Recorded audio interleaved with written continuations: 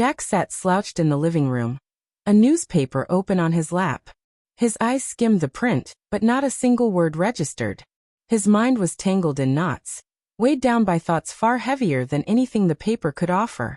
Lately, all he could think about was the widening gulf between him and Stacy, his wife. The silence in the house pressed in around him, broken only by the faint metallic sound of her lipstick tube clicking open and shut as she applied the final touch in front of the mirror. He didn't even need to look. He already knew the script. Another one of her so-called work nights out with friends. She had said it so many times, it had lost all meaning. "Don't wait up, Jack," Stacy called, her tone deliberately casual. But beneath it he could detect something else, something alive, eager. His jaw tightened. His hands crumpled the edges of the paper.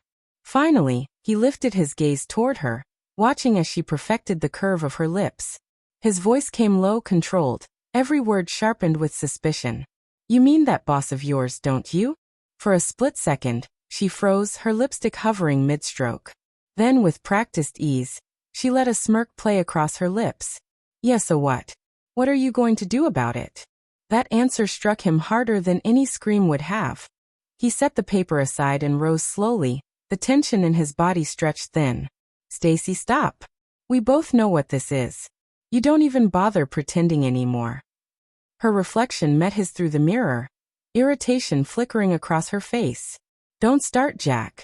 It's just a night out. I want to have fun. Something you seem to have forgotten how to do." His stomach twisted. "Fun? That's what you're calling it. You're destroying our marriage for a fling with your boss." She spun around, her eyes hard, her mouth a sneer.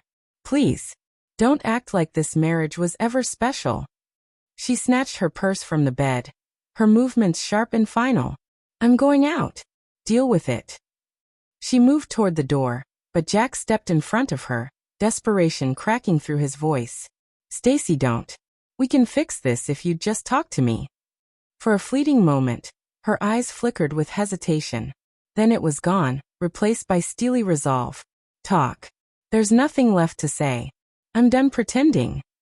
She pulled her arm free of his grasp and spat out her parting shot, colder than anything he had ever heard from her lips. "Maybe you don't know me as well as you think. Now move, loser." The door slammed, echoing through the empty house like a final verdict.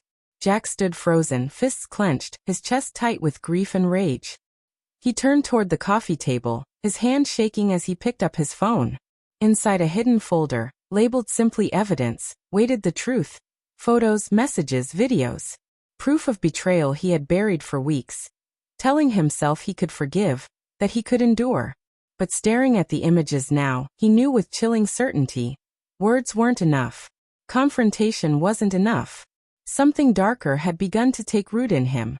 Meanwhile, Stacy was already lost in the chaos of music and laughter at a crowded bar. Damien, her boss, leaned close, his breath warm against her ear. "You're too good for that pathetic husband of yours," he whispered. His hand rested firmly on her thigh, his eyes gleaming with hunger. Stacy smiled, her lips brushing his ear. "You're right. It's time I started doing what I want." The kiss that followed was reckless, heated, a fire she hadn't felt in years. In Damon's arms, Jack was nothing but a fading memory. Hours later, slipping out of Damon's sleek apartment into the cold night air, the thrill began to sour into doubt. She had crossed a line, and she knew there was no way back. When she stepped into the house, the silence felt unnatural. Her keys clattered against the table, loud in the stillness. "Jack," she whispered, but the only response was the empty echo of her voice. Her chest tightened as her eyes fell on the coffee table. The marriage certificate lay ripped to shreds, her wedding ring shattered beside it. A note in Jack's jagged handwriting waited, his words brimming with fury. "You lost everything in one night. Tomorrow your life, and his, will change forever." Panic clawed at her as she ran through the house. His side of the closet was empty, drawers left gaping, his presence erased with surgical precision. The only reminder was another envelope tucked in the kitchen cabinet. Inside, the words were short, brutal. "Enjoy your new life. It will be the last time you ever get to play in the shadows." The threat was unmistakable. Her pulse raced as she grabbed her keys and sped through the streets, her mind unraveling. What had Jack done? What was he planning? At last, she spotted his car outside his office. She rushed inside, her heart in her throat. And there he was, calm, too calm, typing at his desk as though nothing had happened. "Jack," she whispered, stepping closer, her voice trembling. "Please, I need to talk to you. I'm sorry. It was a mistake, I never meant to." His gaze lifted, cold and sharp, silencing her. "Words won't fix this, Stacy. Do you think an apology erases betrayal?"